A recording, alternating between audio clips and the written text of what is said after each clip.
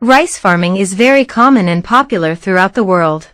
Rice is the #1 and most widely consumed staple food in the world. Rice is consumed as a staple food by a large part of the world's human population, especially in Asia. Rice is the most important grain with regard to human nutrition and caloric intake.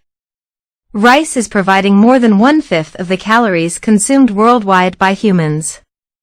Rice cultivation is a low-cost and profitable business in the world. Rice farming is very easy and simple, and you can start growing rice if you are a beginner. Rice can be grown in different types of soil and different environment, depending on the availability of water. Dear viewer, today in this video, we will try to explain the method of rice farming, and its advantages and disadvantages. Rice farming is well suited to countries and regions with low labor costs and high rainfall. Because rice farming requires ample water and is labor-intensive. Although, rice can be grown almost anywhere, even in mountain areas or steep hills with the use of a water-controlling terrace system. Rice farming is possible in a wide range of soil types. Sandy loam to loamy sand to silty loam to clay loams, salty to clayey loam soils with low permeability, and free of sodality are considered best for rice farming. Rice plants can be grown in a wide variety of climatic conditions. Actually, relatively hot and humid climatic conditions are considered good for rice farming. Rice is best grown in areas or regions where abundant water supply, prolonged sunshine, and highly humid condition is available. There are many varieties of rice available throughout the world. But you should always choose the local varieties, which are easily available in your area. Land preparation for rice farming involves plowing and harrowing to till or digging up, mixing, and leveling the soil. Transplanting is the most popular rice planting method across Asia. In this system, the seedlings are grown in a prepared seedbed, and then transplanted to the main wet field. This system requires less seed, and it is an effective method for controlling weeds.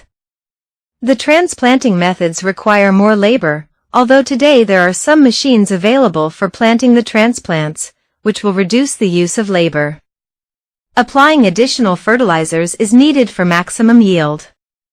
Don't apply all these chemical fertilizers to the soil at once while preparing the soil. Apply all the organic fertilizers, and half of the chemical fertilizers during preparing the soil.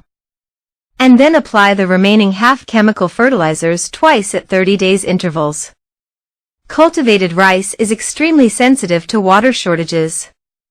Maintaining a flooded condition in the field is good for ensuring sufficient water during the growth period, especially for lowland rice farming. In rain-fed rice farming conditions, you don't have to think much about it and nature will do the rest. But in case of dry or semi-dry conditions, you have to water the field regularly.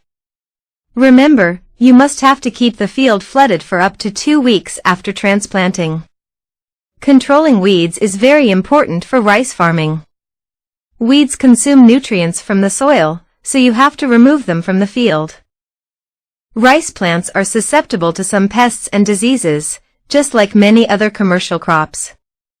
The rice plant has a wide array of enemies in the field, including rodents, harmful insects, viruses, and diseases. Understanding the interactions among pests, natural enemies, host plants, other organisms, and the environment allows farmers to determine what, if any, pest management may be necessary.